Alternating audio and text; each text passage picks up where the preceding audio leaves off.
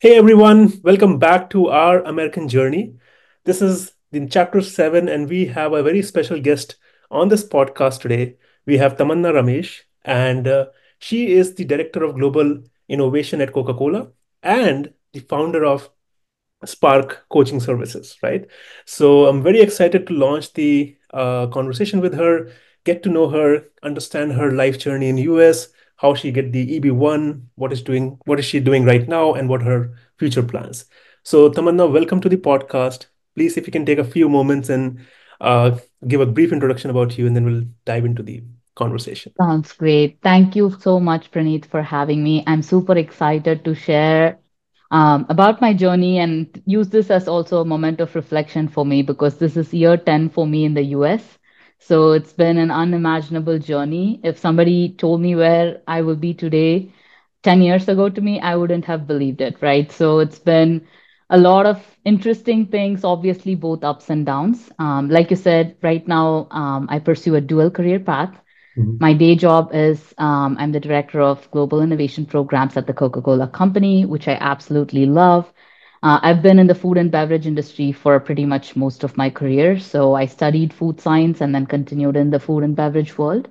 But what I also love doing is empowering people. So through Spark Career Services, which I've founded in 2023, actually formally, but behind the scenes, I was just testing the waters to see if that's something I wanted to do for a few months. Mhm. And it's been quite a ride because entrepreneurship is no joke, right? Especially managing a full-time job, personal commitments, and doing this. So I'm taking my time to build it the way I'm envisioning it to support women and minorities, immigrants or otherwise, right, who are trying to advance their careers in the US.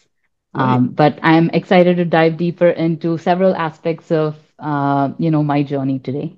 Definitely. I think, yeah, when I was reading through your LinkedIn, it seems that you have been doing a lot, right? And I think there are different aspects everyone wants to hear about, see how you've been building this up from scratch. So definitely we'll touch upon Spark. And I think there are a lot of aspects, as I mentioned, which are very, very important. So before we go into your journey into US, right? Before you came here, I Mhm. think a lot of us come here as an international student, or if someone is coming on H-1B, that's a different route for work that they come into. But I think majority of us are international students, right? So the very first aspect I want to discuss is what made you to come to US, right? That was the first question. And another part of it is I want to discuss a little what were your interests? Like, were you in food science in India and then you came here to pursue your master's? So what was that? Let's start with that first. Absolutely. So it's definitely a great question, and I love how my journey started in food. I've always been a foodie. Growing up, I just knew I loved food, and I don't restrict myself. I explore everything in food, right? So I've always loved it, and it was, I think, right after my high school, so right after 12th standard, I was um, obviously, just like everybody, I was trying to take the AI triple E or AI triple E, right? It's Yes, been a yeah. while since I remember IIT JEE, few other entrance exams. I also wanted to pursue electrical and communication engineering. That was kind of what was in my mind at that time. And I was heading to a counseling for my admissions, and we made a pit stop at a family member's house where I met a relative for the very first time. He just joined there for lunch, and he was just talking to me about this new institution in our home state, which is Tamil Nadu. I was born and raised in Tamil Nadu.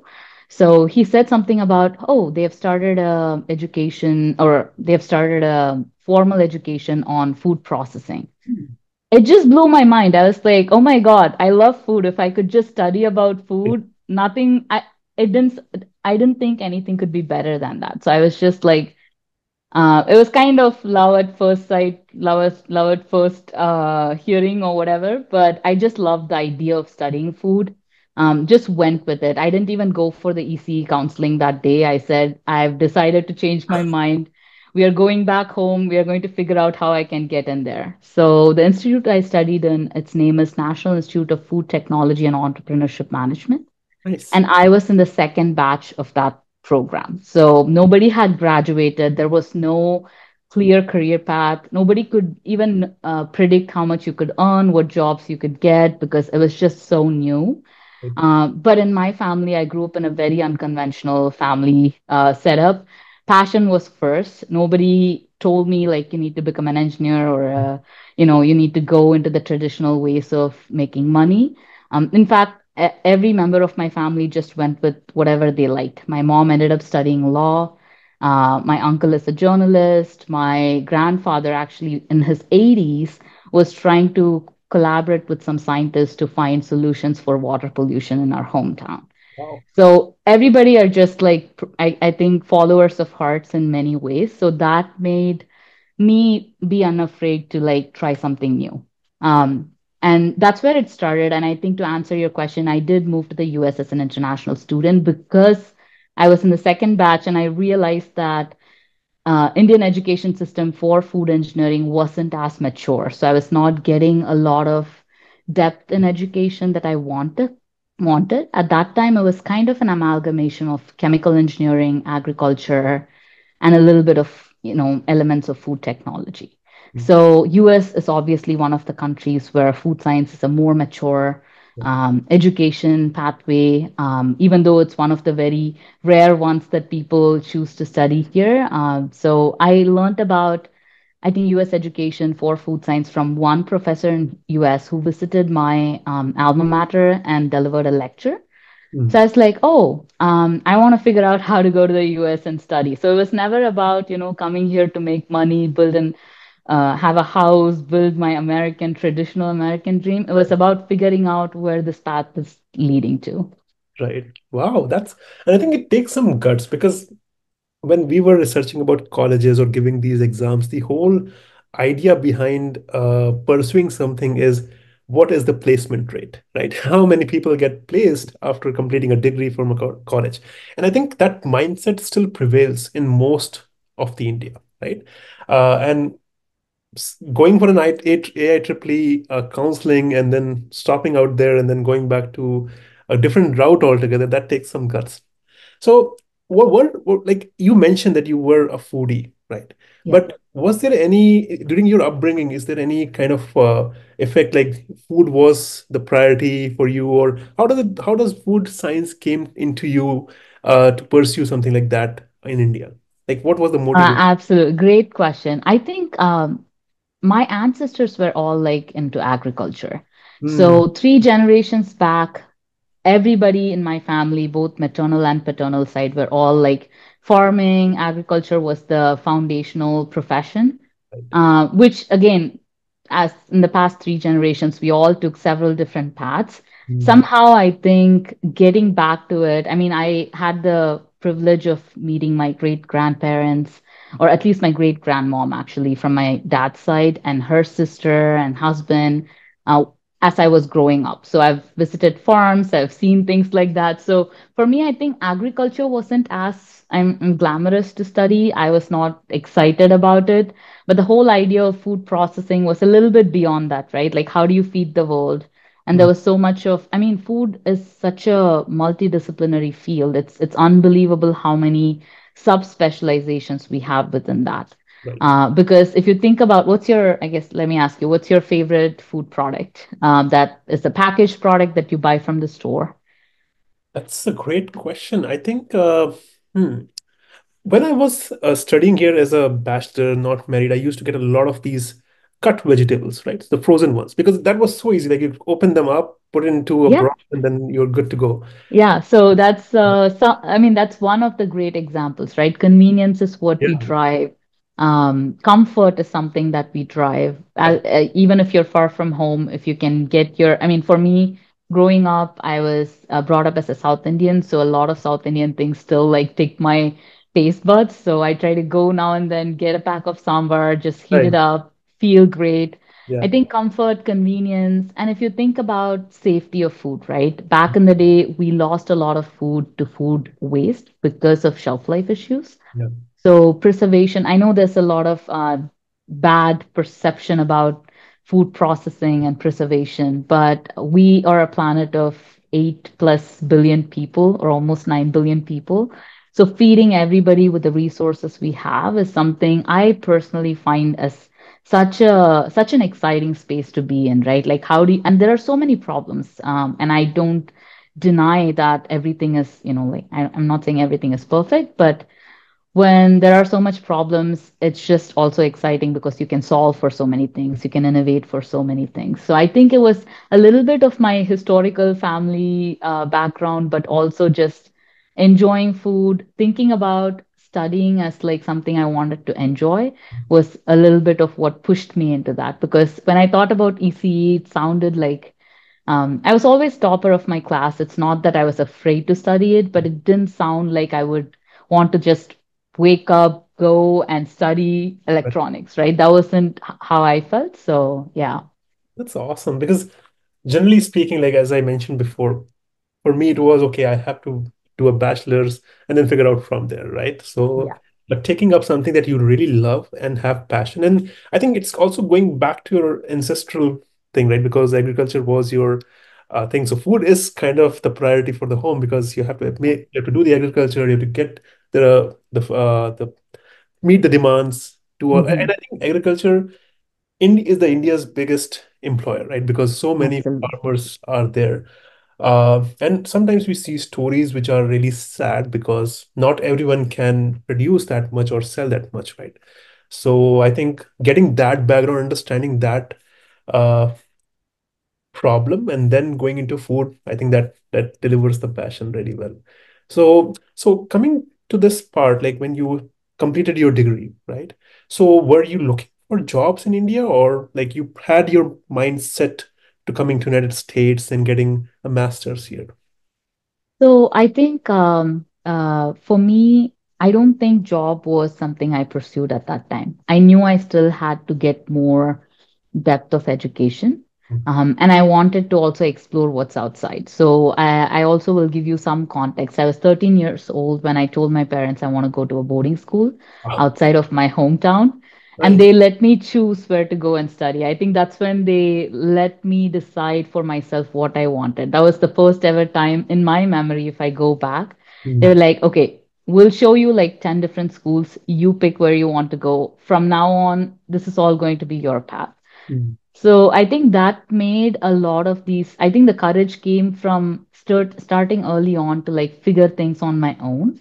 Even though sometimes it's nerve-wracking, I'm always complaining. I'm like, everybody's parents is helping them with everything. Like, why are you guys not as involved? right. But in retrospect, I feel I became so much independent and I became this like some person who can figure out anything if just given the chance because of that kind of upbringing. So I think going to the US was also part of that exploration. I always felt there was more to the world I wanted to see. And other than food, travel is my other Right. personal passion.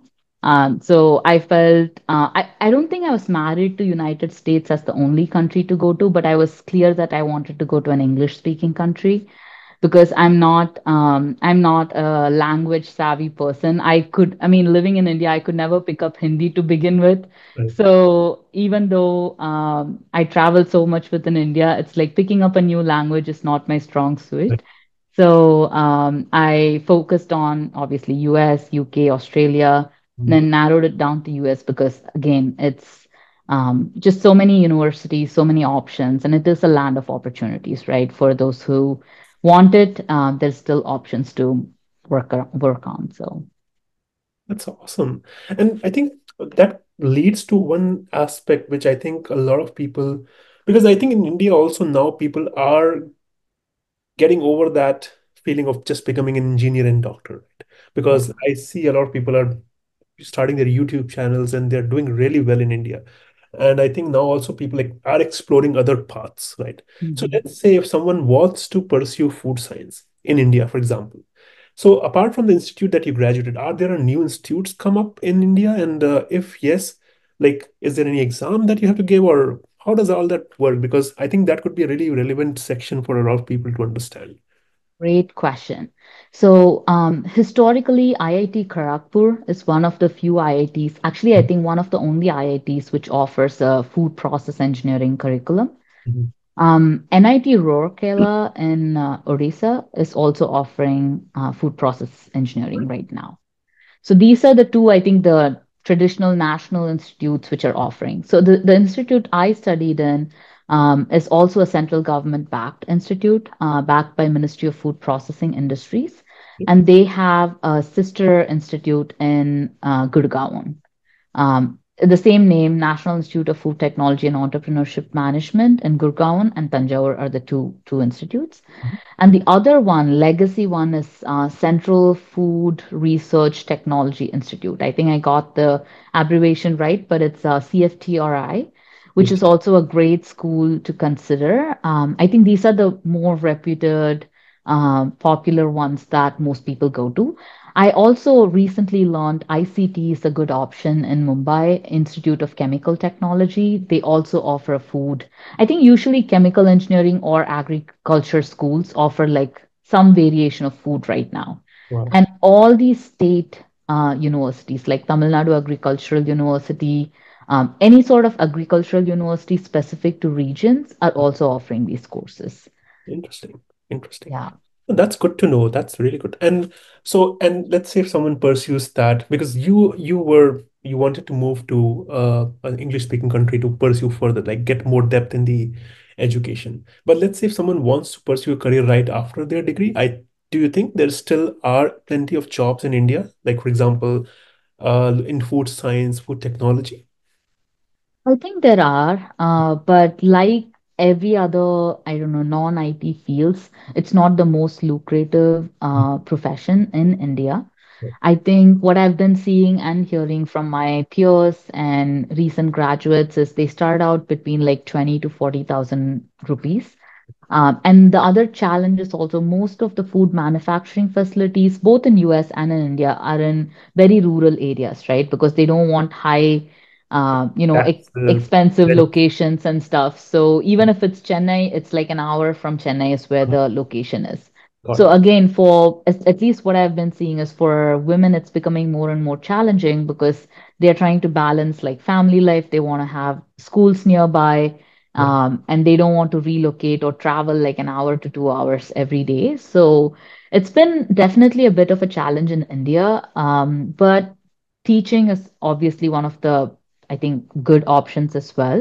If somebody is interested in being an assistant professor, associate professor, take that like research slash teaching path because a lot of private institutions are coming up with this course, knowing that the demand for it is increasing. There's a lot of like potential there. Mhm. But abroad, I think there are several countries as well which are doing really well. Australia, for example, UK, US. I mean, US and Canada are still great because here, you know how much we spend on groceries, right? So that's all going to some sort of food, beverage economy. So which again funds R&D and you get different roles within that. So. Makes sense. And I think let's go a little bit deeper into that US journey, right? So traditionally, coming from, let's say, I was in bioinformatics, so I did my bachelor's in bioinformatics, and coming to US, it was very like the information is very freely available. Like there are a lot of schools who teach bioinformatics, computational biology, so it's easy to understand which school you want to go, what GRE score you need, what kind of documents you need. But food and science, like, is it relatively easier as well to find information on that, or you have selected schools which offer this course in US? So I would highly recommend this professional organization called Institute of Food Technologists. Mm. It's almost like an IEEE equivalent for food Yeah, science. right. And they have a list of graduate programs that meets a lot of, requirements for food science graduate. So I think there are about 40 programs the last time I checked. That's a compilation of all the universities in US that offer this course. So I think that that's one resource I often suggest people go and refer to when they think about graduate programs in the US. But that said, there are also other smaller schools and smaller programs. In fact, I went to a school that has, I don't know, like 500 plus ranking in the US. I went to University of Maine. The program is really small, but still had everything I needed to take that and survive, but also thrive within the industry. So that's one advice I would give for anybody. I know a lot of times we are trained to get stuck with this thinking of best ranking schools is best for our careers. That's not always true. Yeah, maybe there is, you get a little bit of an edge, but at least companies in the US are trying to incorporate more diversity into their recruiting as well, meaning they're trying to hire from a diverse range of schools. So they're not just looking for a top school talent, they're looking for top talent in any schools. Right. So I think that's one thing I would leave with people, especially when students come to the US. Again, getting stuck with thinking if you score the highest mark and do all your assignments well, that a job would be guaranteed, right? That's all the way we are, I think, our system is in India and how we are raised to think that going to the best school, getting the highest score Yeah. is our ticket to success. I always had the best scores, but I never went to like any of the established or top schools, right? So I feel I'm one of the few examples out there, and I want to put it out there in the world that it's okay if you're not Mm. entering into the best programs, as long as you're diligent, you continue to push and push to, push yourself. If upward mobility is something you want, you can still do it without having those edges. So Nice. And you said University of Maine, so that's Bar Harbor, I'm assuming you were in Bar a Harbor. little bit north of Pearl Harbor. So it's Bangor, Maine. Oh, nice. Yeah. You're very close to Acadia National Park, which is like a Yes. beautiful park, beautiful national park. Yeah.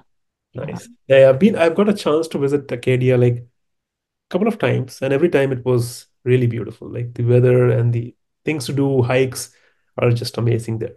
Did you visit in the fall? Yes. So once I Yeah. visited fall was once it was in May, which was very cold. Like rest of the city starts to warm up at the end of May, but Bar Harbor, Maine was still cold. Still, yeah. Yeah. It's pretty north up there, right? So Yeah, yeah, yeah, summer there is few months. So between like June to, I don't know, August. yeah. So yeah. Perfect. Nice. And I think one thing that I wanted to now go into a little bit deeper is after, and I think you touched on this aspect, right? So depth of education, right? Mhm. I think this is something a lot of people ask me, like, well, if I graduate from a school in US, would I get to know more? Would I have more chances to get a job?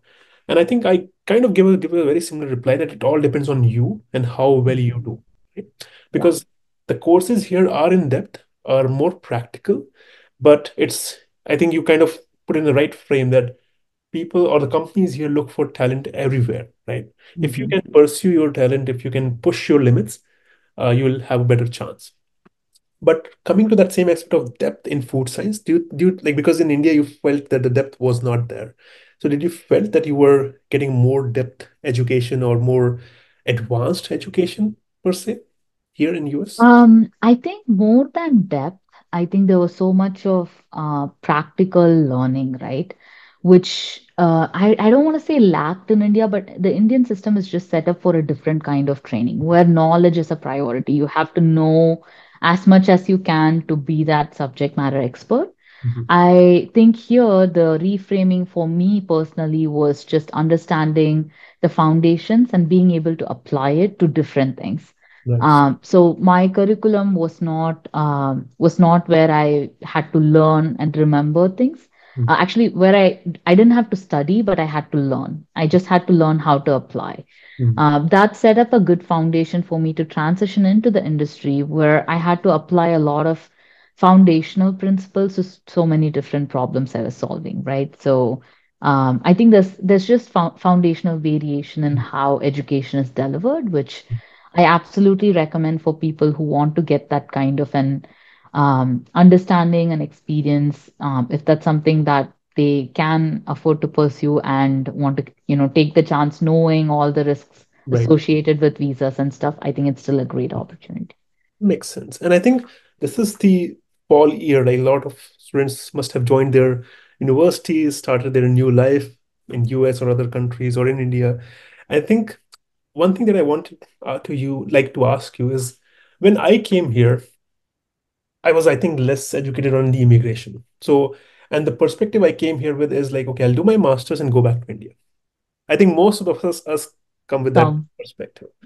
And I think that's why we don't research about immigration hassles, visa issues, and other persistent issues in the system, right? But apart from like when you were coming here, like, did you study these issues? Did you know about them to begin with? Definitely not. I came with a similar plan. Mm. Only difference is I wanted to finish my PhD and go back and teach. And part of why I love being a career coach is also bringing exposure to so many variety of career you can pursue, right? Back in the day, I only had exposure to the professors around me. So Mm. within food science, I thought that's the only thing I wanted to do. Mm. But after coming here, I was like, oh, I can work in the industry as a food scientist, or I can do this, or I can do this. Right. And that just opened up possibilities, which was initially overwhelming, but I always take like one step at a time and just explore. Right. I think the explorer mindset has been my biggest strength because I don't go into things to force any outcome out of it. So the exploration was never about getting a visa or getting getting a certain salary. Yeah. In fact, my first job offer, I'll be transparent. I started off with like $50,000 in the US, Right. which is median or below median salary for that time, right? I did not care. All I wanted was to just jump in, experience it, figure out if that's something I wanted. If not, I was ready to go back and pursue my PhD.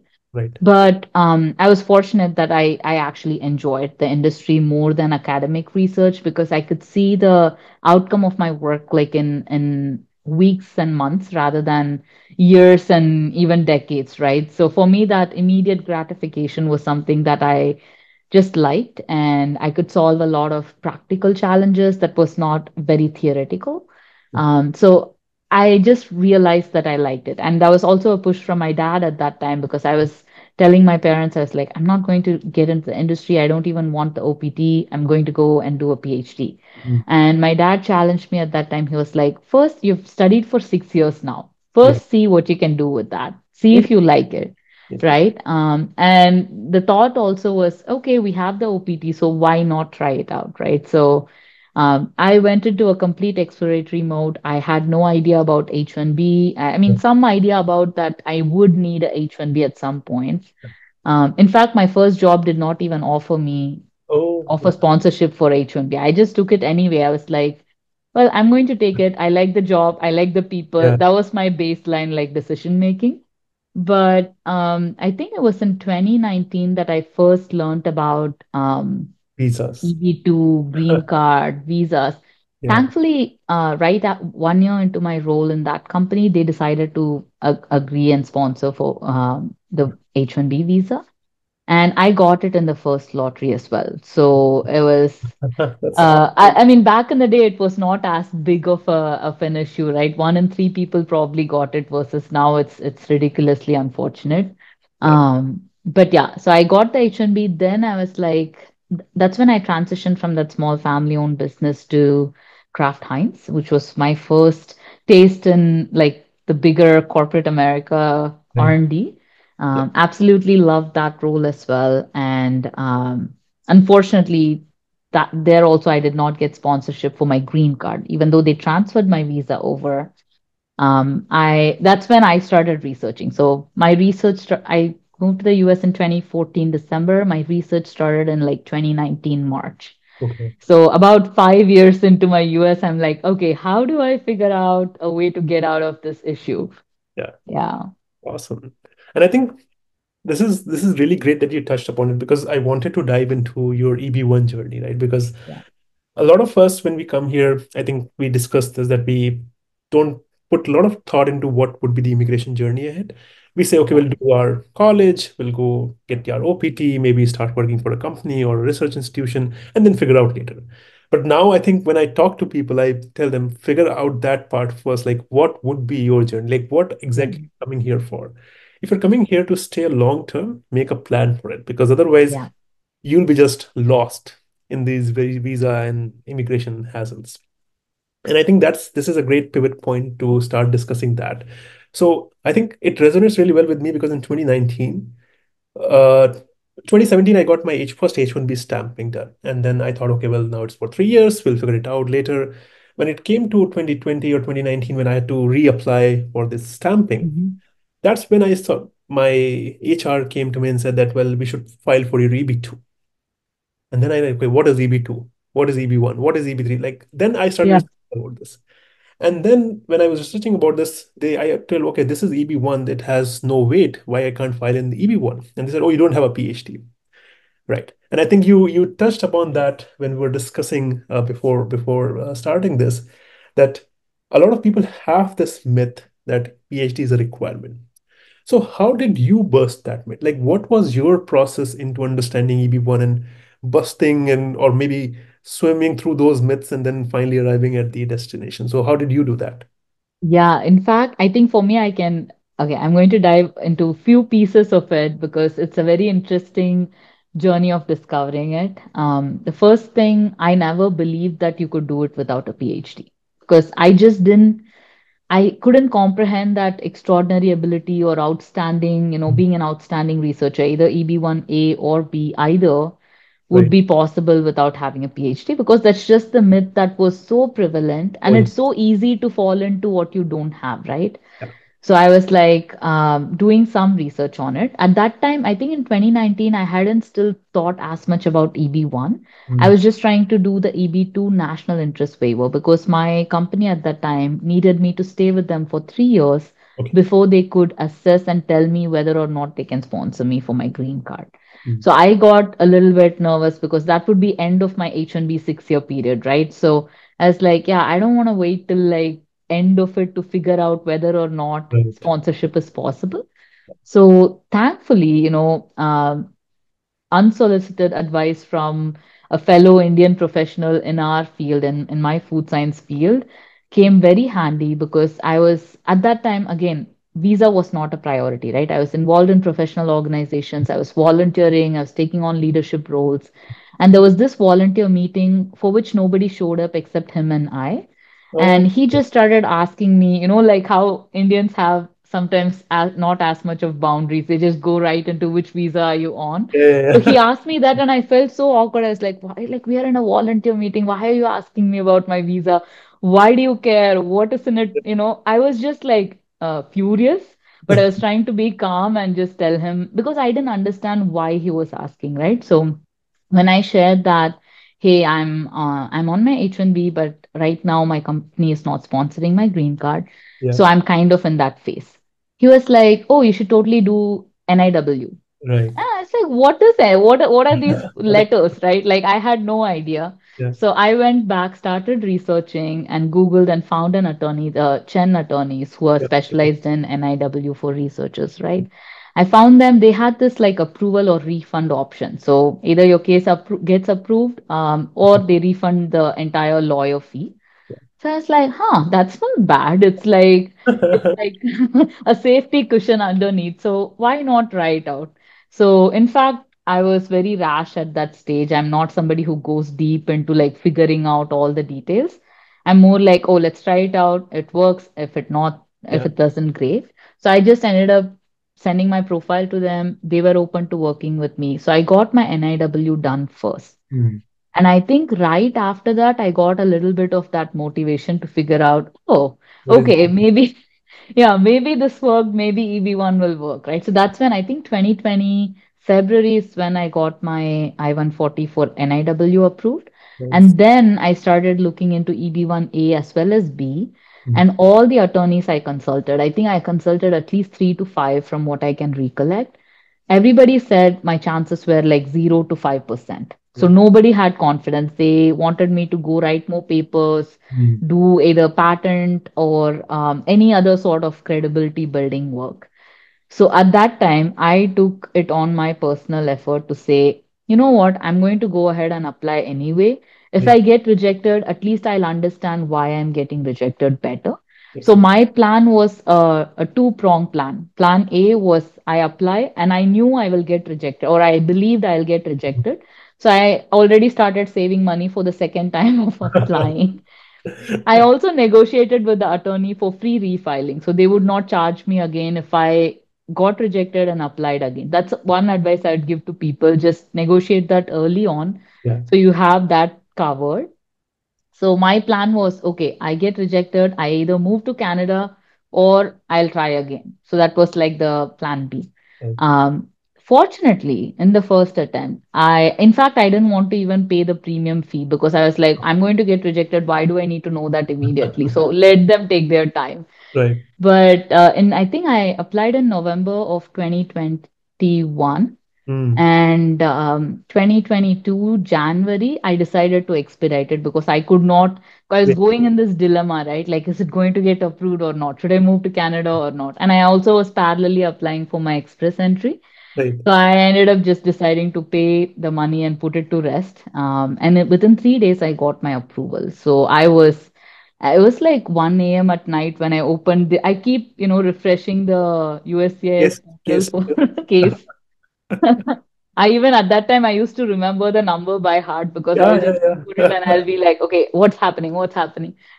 It got approved and I could not believe it. And everything changed right after that. 2022 January is when it happened. And then I got my green card in October because they had some backlog similar Yeah. to visas running out and stuff in August. So October 2022, I think 2 years. Next month is 2 year anniversary after getting green card. So Right.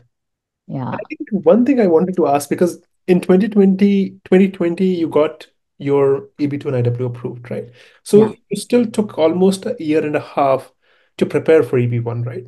So yeah. what was that preparation? Because I think most of the attorneys were saying that you have a low chance or a less chance of getting approved. So was any preparation that you did on your own to get to EB1? So, okay, I want to also specify that I got in through the EB1B category for Mm. outstanding researcher. I know there are a lot of EB1A gurus out there, coaches out there who are really bringing a lot of visibility to it, which is great. But if anybody is in the research field, even if you're in the industry without a PhD, EB1B also offers great opportunity to get the green card faster, right? Only caveat being it's still employer dependent versus EB1A is something you can self sponsor, take it on your own hands at any point. So I think for me, the 1.5 years time was to figure out whether I can do EB1B. If not, I was going to do EB1A. So, meaning I was trying to pitch to my employer at that time that even if they are not ready to sponsor me, at least do the paperwork. I'll take the financial burden. I will take it on my thing to like prepare the petition. So, the work on their end will be as minimal as possible. And again, a company that's a Fortune 500 company with a rigorous policy around this, it's a big bureaucratic system to navigate, right? So for me, I think it took almost 6 months just in the tug of war of emailing back and forth with the HR. And I wish I saved some of those emails, right? Because it was, I think, the most stressful period of my life in US. But when they budged and were supportive, no, because I laid down why it was important because I was of Indian origin, right? Right. Versus the traditional cases they have done. So thankfully, they agreed to work with external attorney. They let me do it all on my own, Right. and they provided all the documentations. But again, communicating, getting these things done with company sponsorship is no joke. It takes a lot of effort.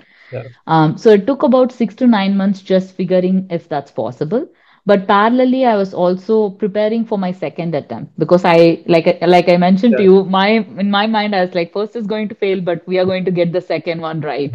Right. So I was reviewing brands, writing book chapters, writing papers. None of these were part of my first attempt petition even because they were all work in progress. I was ready to go for the second Right. So, but thankfully, the first one got approved. And to just specify some details, I had a master's at that time, no PhD. I had three published papers with about 80 citations. Okay. And I was a food scientist. I worked on safety related thesis research, so food safety related, which is important to the US. Yeah. And in the industry, even though I worked on developing food products, especially at Kraft Heinz, my work was predominantly developing cheese powders. Right. So I ended up spinning that to showcase. I actually worked on a lot of natural ingredient incorporation into cheese powders Oh, and removal of artificial preservatives. interesting. So I think it's 20% is what I mean, maybe like 50% is what I actually had in my profile, but I strongly believe the rest of it was how I positioned my profile and how I wrote about it, Exactly. which just pushed it to the finish line. No RFE, no nothing. It was unbelievable. I think coming out of it, I'm like, I actually didn't believe that it happened for almost a year. That's why until like early this year, I never talked about it either on social media or even to my like peers, right? Because it was a draining and a little bit of a dark journey. Wow. Yeah, yeah. Interesting. I think, and it's kind of a coincidence because my journey filing dates are very similar to what you have. Okay, My NIW in October 2019, 30th of nice. October.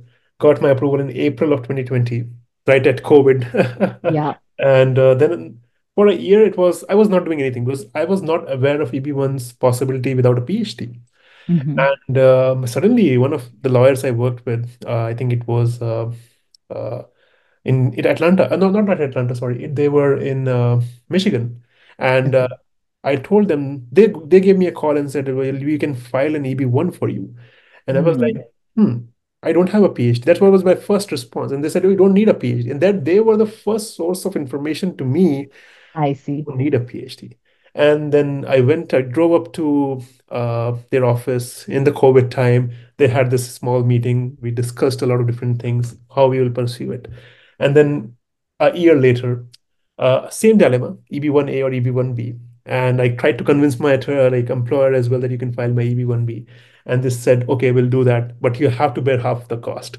I said, fine, Okay. I'll do that. But if Yeah, EB-1B, it's the employer representation, so you have a little better chance, and you need only 2 out of 6 criteria, right?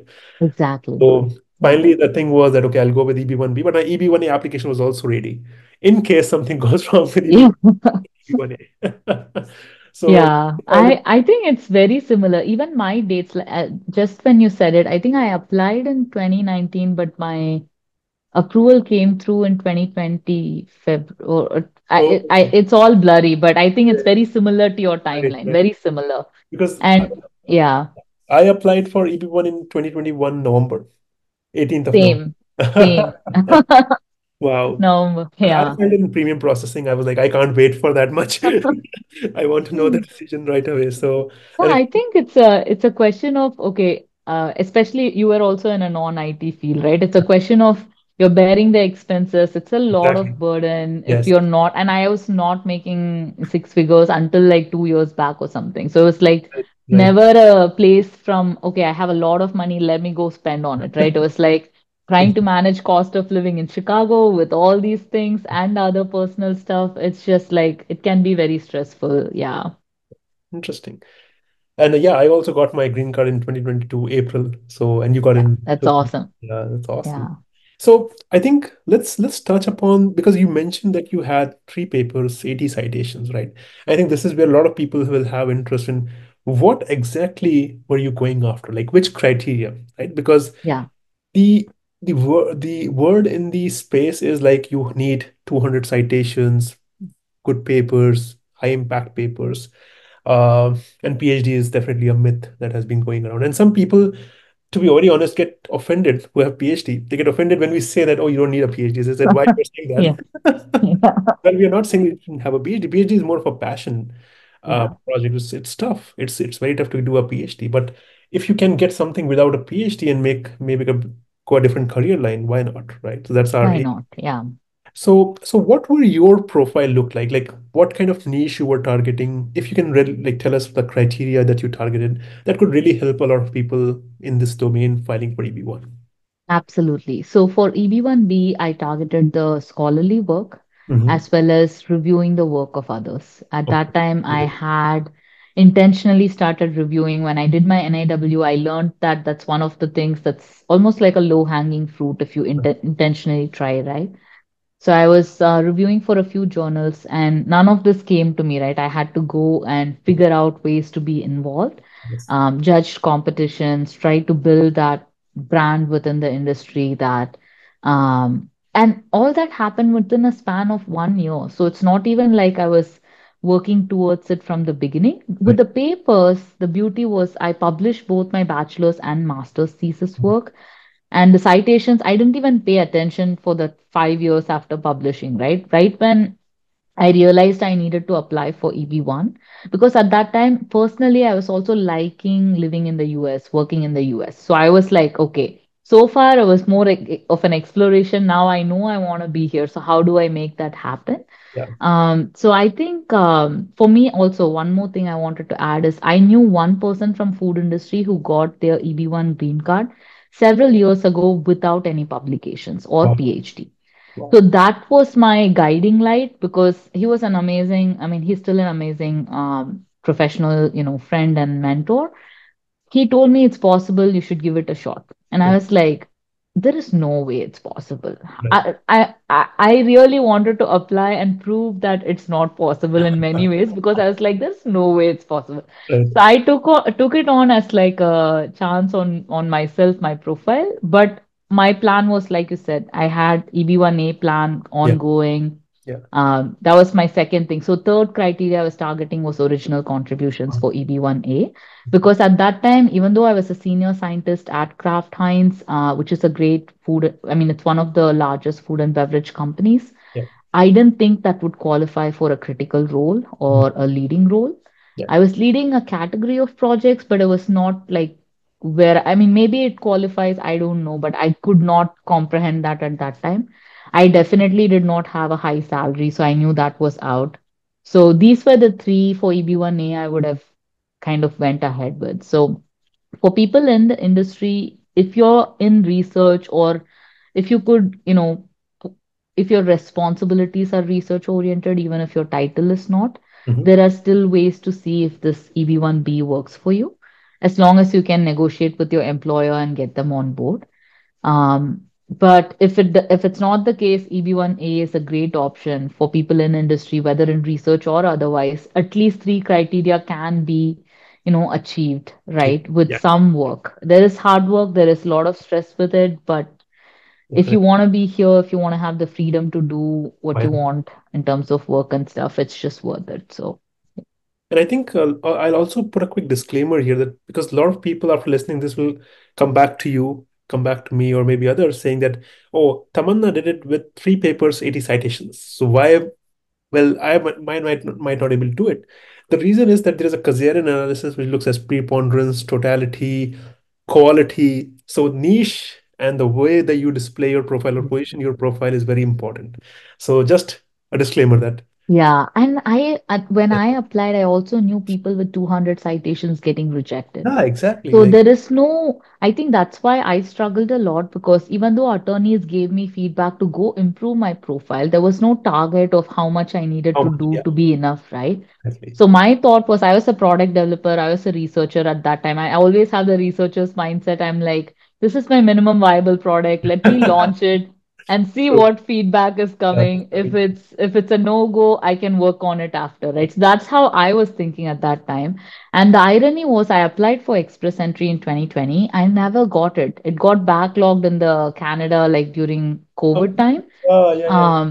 So it was like I thought that would work out and US was, not going to work out, but it just flipped and it made a whole lot of difference for my career as well. So Right. Oh, interesting. I think sometimes the destiny takes you where you need to be, right? And I think yeah, I'm not sure if you watched the podcast, but if people have watched the podcast with Richa, she had a very similar journey. Like she hmm, had to go to Canada Canada. because of the circumstances, and then she came back on EB-1 to US. I think ultimately it's where you get positioned in the destiny, right? I agree. I feel like this is a path that I'm meant to travel. A lot of times I think about it.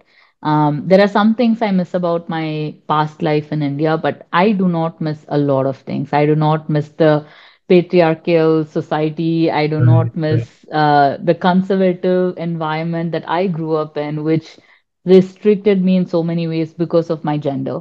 And True. even the safety issues, right? When I travel in the US, the safety concerns are gender agnostic. Right. Versus when I travel in India, I'm more worried because I'm a Very, woman.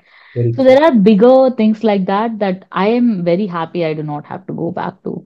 And that those kind of realization also happens in the adulting process, right? Like 5, 6 years into US, I was in my mid to late 20s, and I was starting to think, oh, actually, I'm able to be live who I am was easier to fit in to this Exactly. society versus I never had to fit in. I just felt I could just be me. Right. I was not trying to be Trying somebody to be and someone. Yeah. Yeah. fit. Yeah. So I think I know a lot of people miss India. For me, it's opposite. Like I miss my family. I miss certain food, Definitely. certain experiences, but I think I'm meant to be here and I like it so far. So yeah. Yeah. And I think that's what I tell people, that coming from your homeland, your motherland, is important to remember, to know what the journey has been.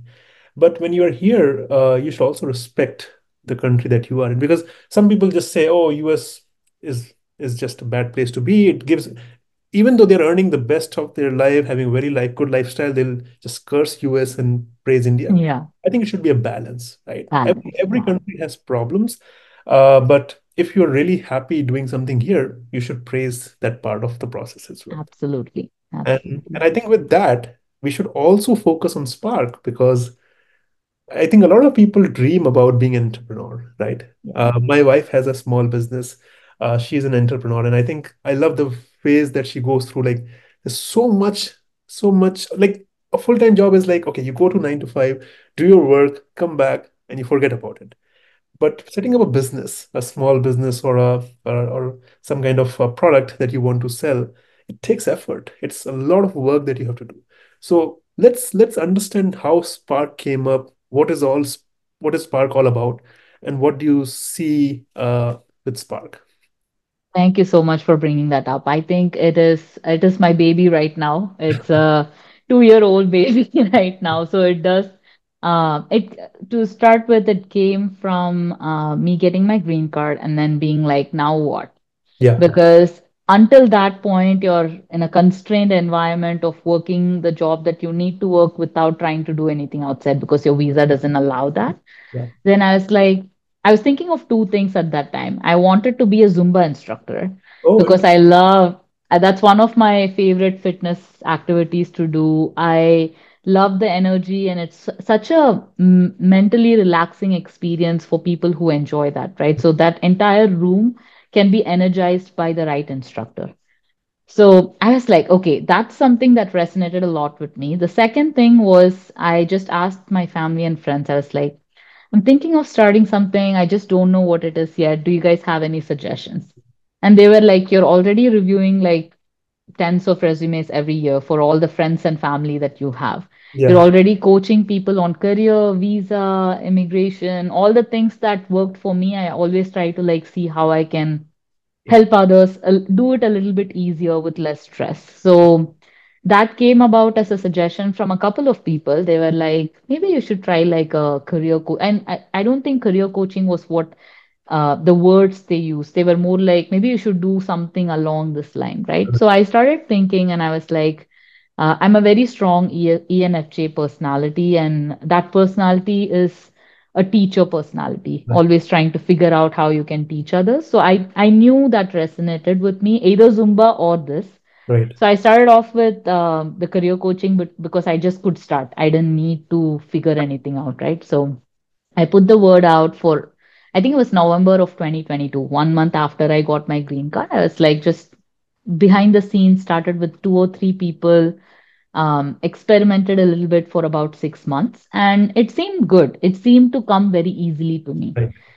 Whereas with Zumba, I went for a certification program, got the certificate, went to try and choreograph a song. I just could not do it because it was so easy to follow and do it when I had a good instructor to follow. So I kind of had to, at that time I also had a lot going on. Like I got a new job at Coke. I was Right. moving from Chicago to Atlanta. My partner and I had decided to get married. So 2023 was my blockbuster Lot of year things. of everything happening, right? So I said, okay, it's too much on my plate. Which one do I pick? I picked the one that was easy for me because of I believe, my internal gifts and personality, and put Zumba on the back burner. I still did almost 100 hours of Zumba in the last year. So I do at least 2 hours every week. Nice. In fact, I went to Zumba this morning. So I try to go every week. So I'm thinking Zumba is more going to be my retirement plan. or maybe in my, I don't know, like 10 years from now or something. So I'm trying to learn one song every year. That's nice. So when I'm ready to teach an entire class, I Correct. will, yeah, yeah. It's a goal I cannot rush and achieve just because it's a little bit of an acquired skill versus a natural skill. Yeah. But Spark started off with this thought of, okay, now what? You have a green card, you have this freedom. What do you do with all this? I did two things at that time. I started Spark. I also pivoted from my long-term research career Mm. of almost, I mean, including bachelor's, master's research and stuff. I was always in food research for almost like 10 odd years at that time. I wanted to pivot out of R&D, but still be within the food industry, try something different. So I got this great opportunity at Coke to do commercial operations. I joined as a manager of commercial operations and strategy. Was the most uncomfortable experience of my career, but I learned and grew so much in Right. like a short period of time. I think I became a whole different professional coming out of it. Right. Because in R&D, you have sometimes very clear problems to target and solve, right? Yeah. With business, I felt the ambiguity was so high that I had to evolve to see through things and manage it so differently. Right. I had to dress differently. In R&D, I always dressed down because I was in the lab or in production facilities. So I had to improve my executive presence. I have to show up in a different way. So it demanded a lot of development. And that also fueled my vision for Spark because I wanted Spark to um, be my, I guess, platform to give back to people who are traveling similar path, whether they are immigrants or minorities or women in STEM profession, um, on three things. The first area I focus on is education in the US for almost free, Okay. um, which means research assistantship pathways, scholarships to moving to the US. Because again, I was fortunate to get a research assistantship even before I moved, Yep. and that made my journey so much less financially stressful. Mhm. And I also had nothing to lose, right? There was not a huge investment I made. So the fear of not getting the visa or not Yeah. figuring out career wasn't going to make or break the bank for my family because of that. Excellent. And my investment to move to the US was probably like $3,000 to $5,000, including my GRE, TOEFL, application fee, one-way ticket to US, right? And since then, I've been a self-made person. I've never taken money from my family for anything. I Awesome. tried to grow as an adult in the US, and it's been a great experience. And I want to try and recreate that for people who are interested and are not in a position to afford to study in the US from, Good. out of pocket expenses. Wow. So that's the first fundamental area of focus. And I've partnered with one of my very good friends and grad school roommate who also got to study in the US, both for her master's and PhD with funding. Nice. And she did not enjoy the life here, so she had decided to move back to India. So we kind of demonstrate two different paths of how you can take that, right? Great take. Yeah. So we focus on coaching. We do not do the traditional, oh, I'm going to get you admitted kind of coaching. We focus on how they can sell themselves to get these kind of scholarships. Mm. The second area I focus on is immigration.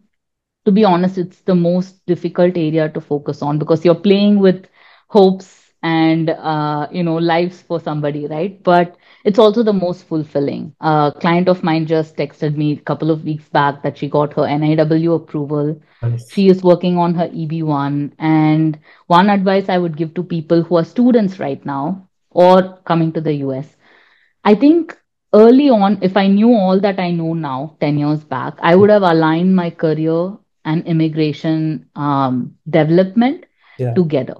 So I did not know that papers would help me. I published anyway because I just wanted to publish. Mhm. I did not know all my volunteer experience would come handy to build a network who would give me recommendation letters. Yeah. A lot of things I did were things I just did because I loved what I was studying and I was just trying to like build my career. But I think for people who are just starting out, intentionally building out things from early on would make this a much easier process, because a lot of times you get to the point of when you need this and you're trying to create something that you could have created for the last 5 years, right? Okay. So that's one thing. And then also start with NIW because it's a great option. Mm. You need an advanced degree. You do not need to have a PhD or a ton of publications or anything. It's relatively easier to get approval, and the approval rate for STEM NIW is now at 96% or something. Interesting. So it is a very fair chance to give to yourself. So I would suggest first align your goals, understand more about it, get the NIW approval, so you have a priority date that you can port to the EB-1 eventually, right? Right now, because EB-1 is also retrogressed by a couple of years. And then again, work to develop both your career and immigration profile together. So it comes together for EB-1. I mean, I don't know how quickly things are going to move for upcoming talent, but that's something I still recommend. Even if you have not decided whether you want to stay in the US or not, it's better to do this. You will lose much less by doing this than not doing this and realizing you want to stay here. So, Yeah, that's a very good point. Yeah, yeah, that's what I also focus on because when I tech talk to people about the discovery, EB-1 discovery, I tell them that it's a process, right? yeah, And don't try to jump because some people come with an intention that I have to file next month. yeah, For them that I will not give you false hopes that you have a great profile, go for it because you have paid me. Because my job, yeah, as you mentioned, is to tell them the true perception of how things would look, right? And I think both of us have felt that it's very tough. It's stressful. It's not that yeah. easy. That, okay, you go, you write a bunch of stuff, and then you apply, and then it gets done. It's a stressful because even with Stressful journey, process. it's a Yeah, lot of things that you're dealing at the same stage. So, definitely. like planning Um, ahead is important. Absolutely, absolutely. And it is a journey, right? And I think NIW sets people up to build that in Exactly. a easier way because you already have that understanding of, and you also have a little bit of moral boost from getting approval. Then you're like, okay, maybe I can You're do it. getting Yeah. Versus starting with EB-1, I know a lot of people promote that pathway, but it was great for people who tried a couple of years back because EB-1 was current. But right now, I think you just got to be strategic and place your bets in a way that's going to serve you well. And the third area for Spark I focus on, which is my personal favorite, is career coaching. So most of my clients are typically millennials or Gen Zs. Trying to get into workforce in different STEM careers. I mean, I was debating whether I should focus only on food and beverage or keep it a little bit broader. So I also decided to just see what kind of people want to get my coaching, who are reaching out to me, and it just happens that it's a lot more diverse in terms of the discipline, because everybody that's working with me either is trying to understand how they can get promoted or how they can pivot from one career to other. Right. And I've pivoted almost 4 to 5 times. And career pivots are so strategic and it can really help people grow a lot faster if that's what they want. I have always been like a top performer and I wanted to fuel my career to push me further because I knew I needed to build a longer runway Mhm. and grow that, right? So that's the part I focus on, starting from strategic positioning of their personal brand. I help people market and sell themselves to the jobs they want to the career they want to grow in. And that's been most rewarding. That's the part I think is most exciting and enjoyable because it does not add on stress like the immigration Yeah. focus. Yeah. But I do the immigration because a percent of my clients are still immigrants and they are struggling with this, right? And the struggle is so real that it's hard to just look away from it. So with Spark, what I offer is end-to-end support, from education to immigration to career, Mm. whatever their needs are in different destination of the journey versus focusing on one particular destination and just helping there. So the way I'm trying to unlock this is with a network of coaches. So right now I have about 6 coaches working behind the scenes. Right. These are all real talent with real life scenarios where they have navigated education challenges to get funding. These are professors who hire students, right? So they know from the other side what's needed to break Yeah. through These are also EB-1 as success candidates who have got an EB-1A, EB-1B, who have got an O1, NIW. So it's like a mix of all the success stories, and we are trying to pool our strengths to make this a very effective program. In terms of career, it's only me right now, but I'm actively looking to bring a little more talent and also diversify to different disciplines. So it's almost like a therapy website, right? When you go and you have like a list of Uh, different therapists you can yeah, pick from. That's kind of the vision I'm working towards, because for me, it's not about me and my brand. It's about me creating this platform for people who come from diverse backgrounds and diverse success stories to recreate this for others who are two steps behind, right? For me, that's something I find a lot of pleasure and satisfaction in. I love my day job. I love that I can work on the things that I work on at the scale I work on there. But this kind of brings a lot of internal satisfaction, I think. Yeah. that's awesome. And I think to just summarize, so you do offer one-on-one coaching, I'm assuming, like it's one-on-one talking to them, helping them Yeah. in their So passion. right now it's a combination of one-on-one and group-based cohort. So this year I actually only did one-on-ones Nice. because I wanted to understand the real pain points where there are some, recurring patterns of pain points that I wanted to understand. Yeah. But next year, I'm planning to kick off some group cohorts and very time frame based, right? Like 10-week NIW accelerator programs, 10 to 12-week like job kickstarting your career programs and things like that. So Mhm. I think it's been, again, another journey. And I love this part because it's like such an exploratory phase, right? So I'm trying to figure out uh, based on reflections from this year's hundreds of one-on-ones. I'm trying to see how I can also minimize my time and get a better balance Right. while pulling in other coaches and their strengths to kind of supplement areas where I have blind spots in. Right. But yeah, it'll be a combination of one-on-one and group coaching. But this year has been 85 to 90% one-on-ones. Next year, I'm aiming to have like 20 to 25% one-on-ones and have more Cohorts. scale of impact. Yeah. Perfect. That's perfect. And I think we wish you all the best with Spark, right? And hopefully we'll see you a full-time entrepreneur.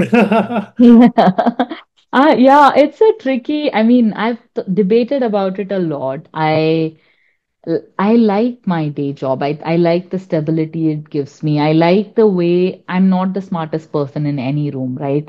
Mm. There's top talent from all over the world I get to work with. And it helps me, like I mentioned, what I started off with at Coke like last year, 2023, to now, I have just become a different person. Right. Professionally, I've grown so much. And I don't know if this can be recreated. I mean, maybe to some extent in a different path can be recreated, but I like how I'm growing. So I'm going to give myself both runway for a few more years to see how this evolves. Right. And personally, Indra Nui is my personal role model. I would love to be I mean, for me, she has been my constant role model for many years. I'm like, Indra Nui also grew up, I think, for most part in Chennai, studied, came here, got her MBA, a lot of similarities, right? So I could see she's a relatable role model. I always try to think I want to be my own. I don't want to be Indra Nui 2.0. I want to be my own like person who ends up showcasing some of that possibilities to girls and women who are minorities or otherwise trying to aim for bigger things. So for me, it's like that is my like that has been my constant vision for myself. So trying to bring this along either together or at different phases is something I'll figure out. But I think having the green card gives me that flexibility, right? I could choose to take a year or two just to focus on Spark and then Exactly. pivot back if I wanted, which I love that flexibility. That's Yeah. that's what I think when people go for a green card and then when they get it, that's the thing that they love the most. They can explore different niche Yeah. and also like if they have business in mind and just explore the Hmm. opportunities, right? Which are very difficult if you're on a H-1B or other visas, right? And I think with that, we're kind of coming to the end of the podcast. And before we end, I want you to maybe give advice to someone who, first of all, let's say, is planning to come here or is already here and want to explore the opportunities like you have been, like pivoting Mhm. careers, making sure you're using the right strategy. So, what would be your advice? And maybe you can also say that Spark can be the one where you can help them get that right. Yeah, that's the vision. I want to help as many people who are trying to travel similar paths, immigrants or otherwise. There's a huge population of minorities, right, within the US who are all, I don't know, shying away from marketing and selling themselves. And that leads to a lot of gender gaps, racial gaps, especially as you advance up in the career. I want to try and close that gaps early on and give people an equitable chance at success. So, yes, Spark can be a great resource.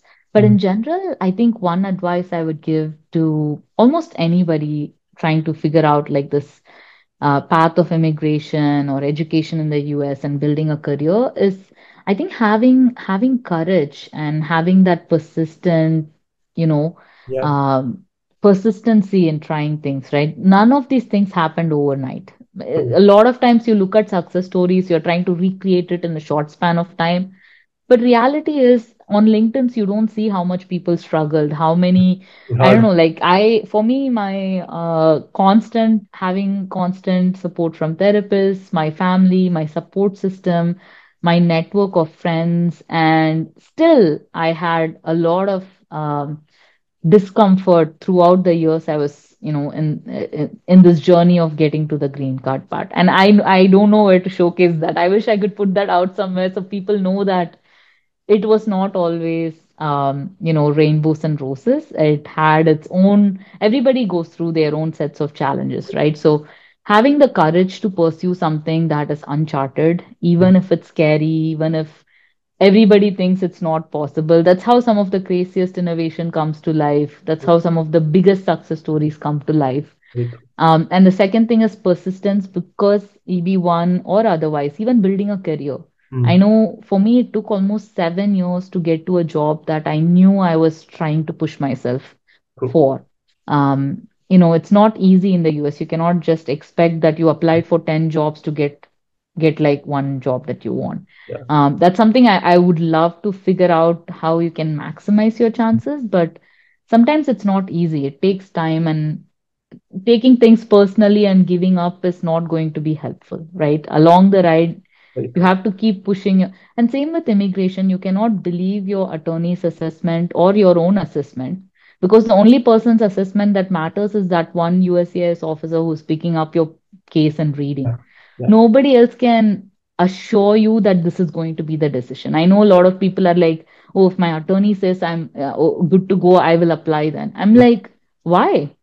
They don't know Yeah. yeah, as much as they have the depth and understanding, they cannot decide for you. True. So yeah, I think resilience, persistence, courage, that is a foundational mindset. And also being open to experimenting. Yeah. Okay, some experiments fail, and it's okay. You cannot We push learn. every experiment for success. Like you said, you learn from it. So Yeah. yeah. That's a great way to put it. And I think with that, I think this piece of conversation we had today, it will give definitely give a lot of learnings to people who want to think about entrepreneurship, think about a strategic move in the careers and how to pivot your career to get to what you want. Right? Because Mhm. a lot of us, we start as, let's say, tech engineer, a software engineer, or maybe an R&D scientist, but ultimately everyone wants to be in a director and a VP or a SVP, right? Or maybe more. So I think this would be definitely an eye-opening in terms of thinking about that and how someone who was going for an AI counseling, pivoted from there, got into food science, and built a beautiful career out of it. So that would be really amazing for people to understand and learn from it. So with that, I want to thank you, Tamanna, for taking the time. I know you're busy, you have a lot of things going on, but still took the time, and I really appreciate that. Thank you so much. Of course, and thank you and good luck with your podcast. I think if I had resources like these, even 5 years ago, right? When I was going through my EB-1 and NAW, I was in a room trying to figure this all by myself. Yes. So Yes. I did not have a big peer network to rely on who are all going through similar things. So I think what you're doing is so impactful, and just diving into the deeper conversations of the pain points as well as success stories and sharing the real full story is amazing. So keep doing what you're doing, and I wish you good luck with this. Thank you. Thank you so much.